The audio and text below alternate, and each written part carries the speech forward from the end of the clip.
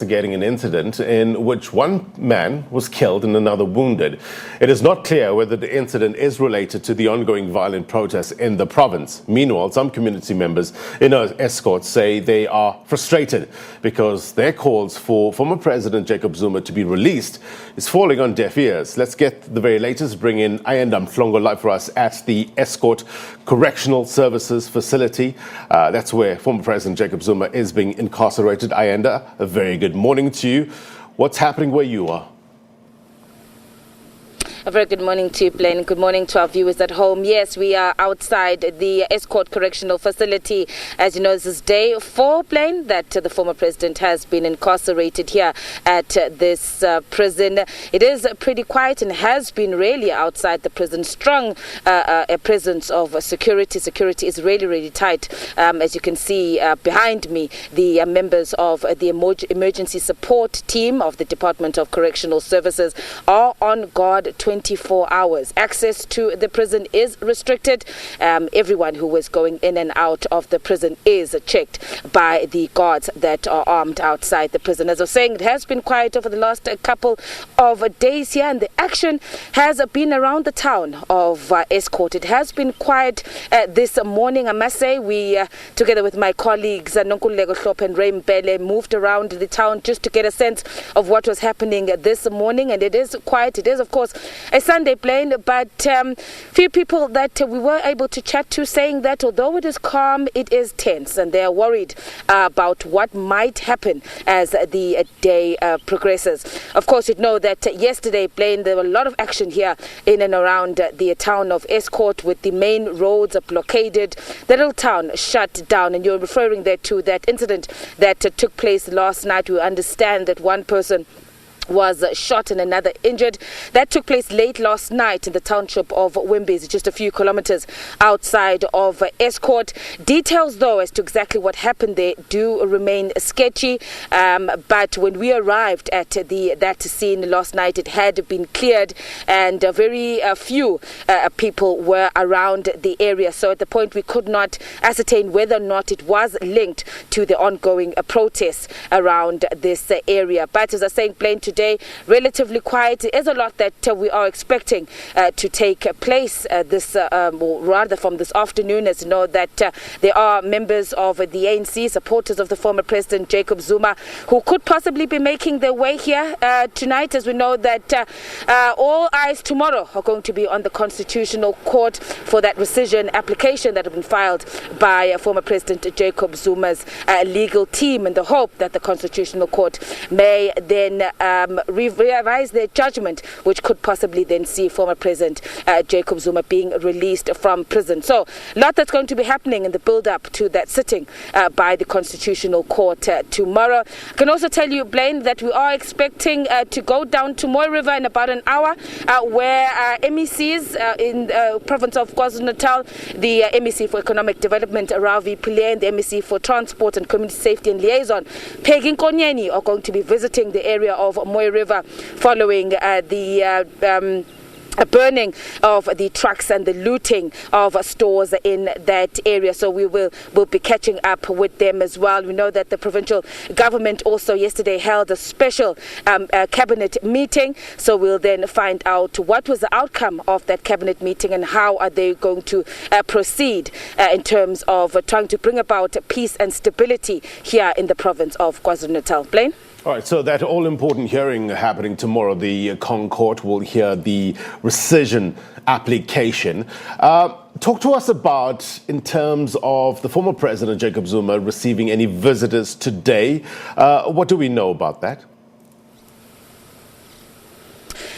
Well, since we've been here, Blaine, it has been quiet, and obviously from our vantage point, it is difficult to see if there are any people that are coming into the prison specifically to visit the former president. I must say that a day or two ago, we were reporting on a vehicle that we often see as part of the former president's convoy. We've seen that vehicle for at least 2 days now coming into the prison, and we understand that that could possibly be someone who may have come to visit the former president. Unfortunately, Blaine, Blaine, we know these vehicles are tinted, and from where we are, it's difficult to tell who is inside that vehicle. But we do believe that it is somebody who is closer to the president who must have come, who is here to see him. In terms of the family, no indications yet on whether or not they are going to be coming to pay the former president a visit. And of course, you know that under the level 4 lockdown, the correctional services rules as well in terms of visitors. One will have to just find out in terms of whether or not during this time, we know that under the previous lockdown, there were issues with regard to visitation, and that prisoners were not allowed visitors. So whether or not visitors are able to come through and visit inmates, and whether or not they'll make, if they are, whether or not there will be an exception that will be made to the former president, that will probably be best asked to the correctional services officials. But as I said, Blaine, we are here on the ground. It's expected to be a little bit more activity here outside the prison in the afternoon. I just want to get a sense, Ayanda, where people's heads and hearts are with regards to these protests. From what you've seen and heard yesterday, last night, this morning, talk to us about their resolve and their determination to continue protesting. Yeah, Blaine, people that we spoke to yesterday are still firm by the decision that they are going to continue with these protests. In fact, they were threatening that they're going to escalate and that they want to bring the province of KwaZulu-Natal to a complete shutdown. We already know that while it was quiet here in Estcourt this morning, we woke to reports in some areas in Durban where there was violence and looting last night. Umlazi this morning as well. In the early hours of this morning, we understand that there were several stores that were looted. We also had reports of blockages in the Pongola area up in the northern parts of KwaZulu-Natal. And so what we've seen, Blaine, is these protesters moving from area to area, very strategic in how they are carrying out these protests. And that's what they're saying, that they are not going to stop until former President Jacob Zuma is released from prison. And saying now it's left to the authorities, it's left to the government to ensure that he is released, and otherwise, there is going to be anarchy. So interesting as well, Blaine, that a lot of people who might not support the manner in which the protesters are going about to vent their frustrations, but other people also agree that they feel that the former president should not have been incarcerated. But more so, they're concerned about what these protests are doing, but particularly to the economy. And then there's this little town of Estcourt yesterday being shut down, businesses being severely affected, not only because of the roads that were closed, workers unable to reach their workplaces on time, people who had come out to shop unable to reach their stores, but also, Blaine, there were quite high security concerns. They saw the looting that took place in Moy River the night before and other parts of KwaZulu-Natal, and so there was concern that looters could also then come through and vandalize shops here in Estcourt and loot. It's not the only area. This is the concern of businesses in many areas across the province of KwaZulu-Natal, and the call is for the government to ensure that they bring about stability. Yes, there are police. Yes, there are police reinforcements from other provinces that have been deployed to the province of KwaZulu-Natal. But as the spokesperson of the police yesterday said to you in the interview that you held with him, Brigadier J. Naika, that the police have their hands full. It's a bit of a cat and mouse game. The strategy of these protesters is to blockade and then move off to other areas. And regardless of how many police officers, Blaine, they may try to bring into the province, yes, there were those of about 27 arrests that were made yesterday and possibly more overnight.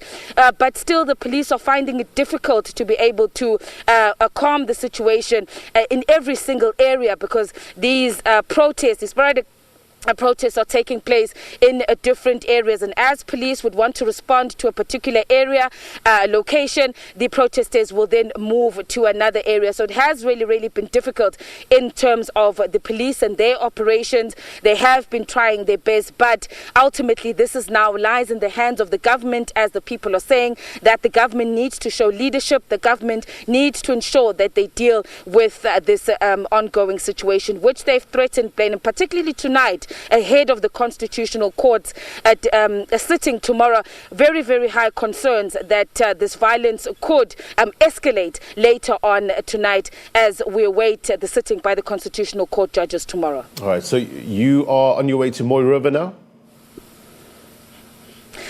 We'll be leaving Estcourt very briefly now, heading to Moy River Plain, where, as I said, the members of the provincial government, the MSCs for Economic Development and Community Safety will be going to conduct a site visit on the area and inspect the damage in that area of Moy River. So we'll be speaking to them. Of course, there was that special cabinet meeting yesterday. So we'll also hopefully to get an update from them in terms of what is going to happen moving forward, what the response of the KwaZulu-Natal government is going to be to try and deal with this situation. Blaine? You and Ray Mbele are eyes and ears on the ground. We appreciate your reporting. Ayanda Mhlongo live on scene for us in Estcourt. Thank you.